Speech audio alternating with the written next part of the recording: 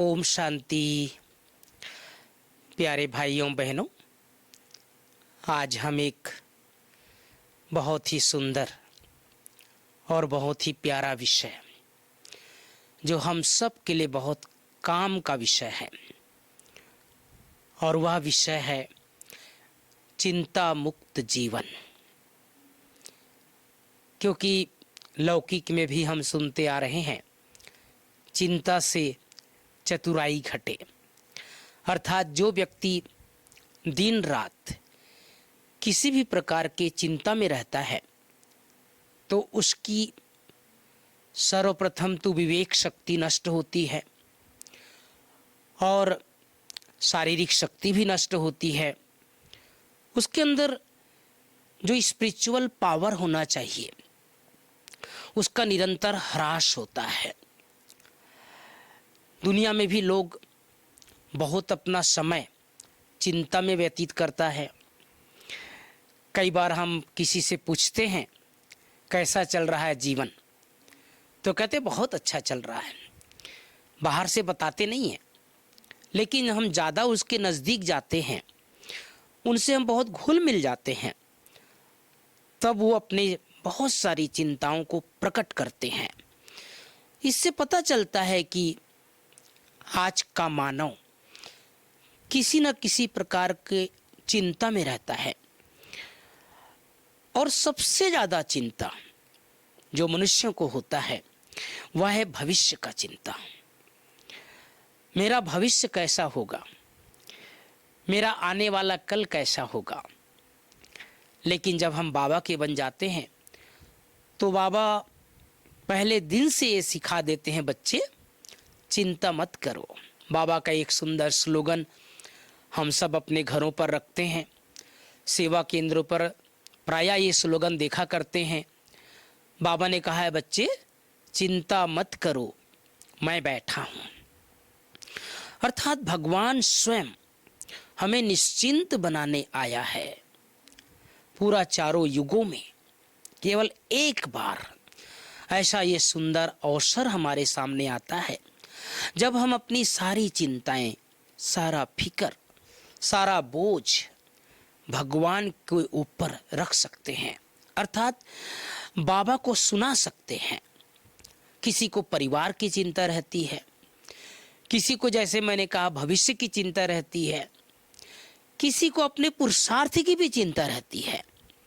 अगर ठीक तरह से पुरुषार्थ ना हो पा रहा हो, या फिर कभी कभी जो हम लक्ष्य रख लेते हैं और उस लक्ष्य की ओर अग्रसर नहीं हो पाते, या उस लक्ष्य के ऊपर हम चल नहीं पाते, उस मंजिल तक पहुंच नहीं पाते, तो फिर उसकी चिंता लग जाती है। बहुत से भाई बहनें लक्ष्य रखते हैं कि सुबह हमें 2 बजे उठना है। कई बार अलार्म लगाते हैं 2 बजे उठने का, लेकिन अगर नहीं उठ पाए तो फिर वो चिंता करने लग जाते हैं और छोड़ देते हैं कि अब ये हमसे होने वाला नहीं है।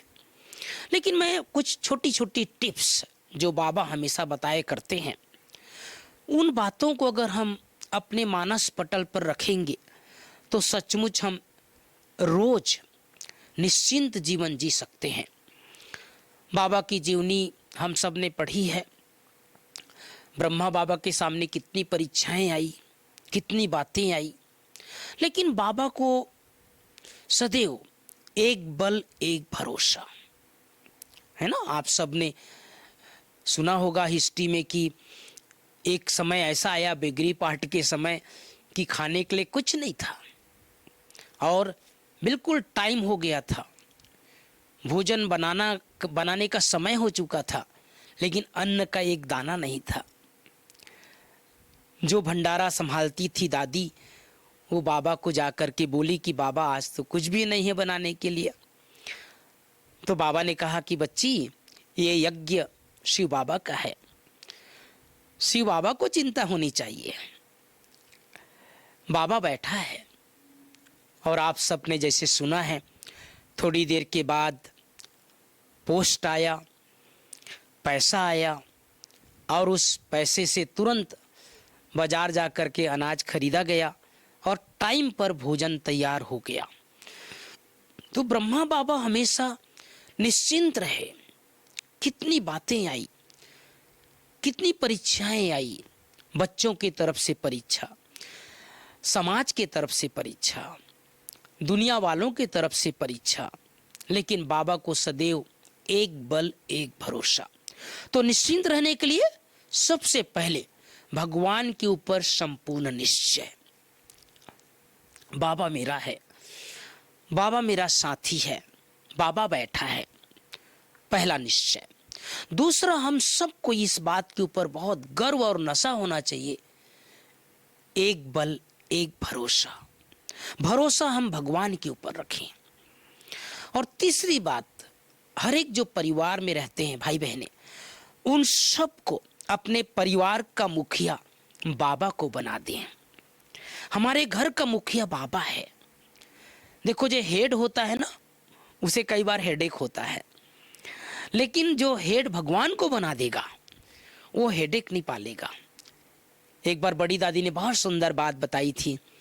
दादी एक बार भोपाल गई थी, तो भोपाल में वहाँ के पत्रकारों ने दादी से पूछा कि दादी, आप इतना बड़ा संस्था को चलाती हो, इतने बड़े यज्ञ का संचालन करती हो, इतनी टीचर्स बहनें हैं, इतनी स्टूडेंट्स हैं, आपको कभी हेडेक नहीं होता?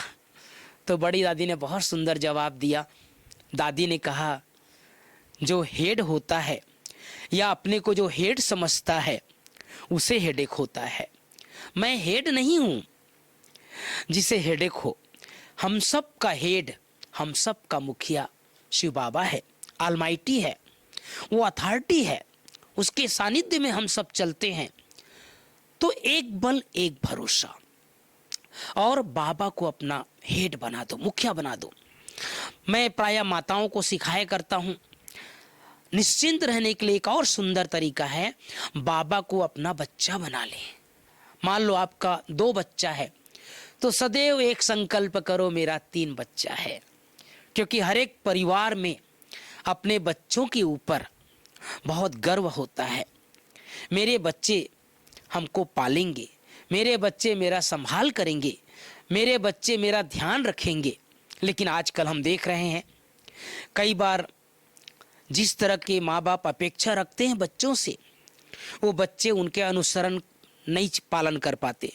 लेकिन जिन्होंने भी भगवान को अपना बच्चा बना लिया, शिव बाबा को अपना बच्चा बना लिया, वो सदैव भगवान के सानिध्य में पले और बढ़े, क्योंकि उन्हें लगता है भगवान मेरा बच्चा है। तो जैसे मैं बता रहा था, अगर आपके 2 बच्चे हैं तो आप सदैव समझो मेरा 3 बच्चा है। अगर 1 बच्चा है तो सदैव समझो भगवान मेरा बच्चा है, अर्थात 2 बच्चा है। कोई कोई ऐसे युगल हैं भाई बहनें, जिन लोगों ने अभी बस शादी हुई थी और बाबा के ज्ञान में आ गए। अब उन्हें लोग समाज की तरफ से कई बार टोकते हैं, अरे तुम्हारा बालक नहीं है, तुम्हारा अपना कोई बच्चा नहीं है। तो बहुत बाबा के बच्चे जो बहुत नियम और मर्यादा पर चलते हैं, वो सदैव कहते हैं कि हमारा बच्चा है। तो कहते दिखता तो नहीं है, कहते वो अदृश्य है, लेकिन हमारे साथ रहता है, हमने भगवान को अपना बच्चा बना लिया है। तो भाइयों बहनों, चिंता मुक्त जीवन के लिए ये बहुत सुंदर छोटे छोटे तरीका है। आप अपने घर का मुखिया बाबा को बना करके रखें, बच्चे बाबा को बना लें, एक बल एक भरोसा।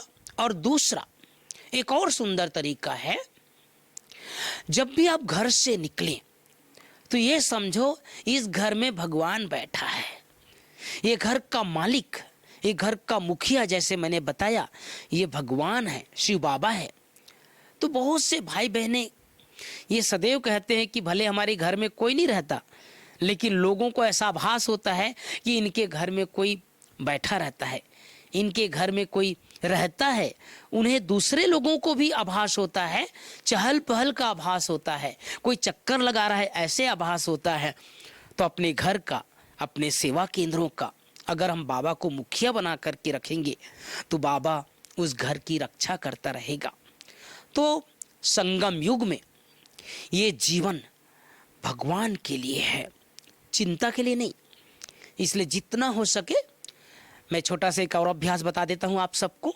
सुबह उठते ही, आंख खुलते ही बाबा को वतन से अपने समीप बुला लें, अपने पास बुला लें और कह दें बाबा आज सारा दिन हमारे घर में रहें, हमारे आसपास रहें, इस घर की रक्षा करते रहें और जैसे फील करते रहें कि हमारे घर में बाबा चल रहे हैं, बाबा बैठे हैं, बाबा टहल रहे हैं, बाबा चक्कर लगा रहे हैं।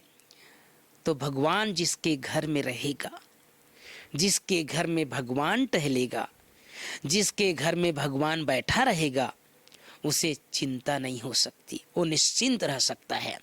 तो ये छोटी छोटी तरीका है जिसे अगर अपनाएंगे तो संगम युग का जीवन निश्चिंत और चिंता मुक्त बीत सकता है। ओम शांति।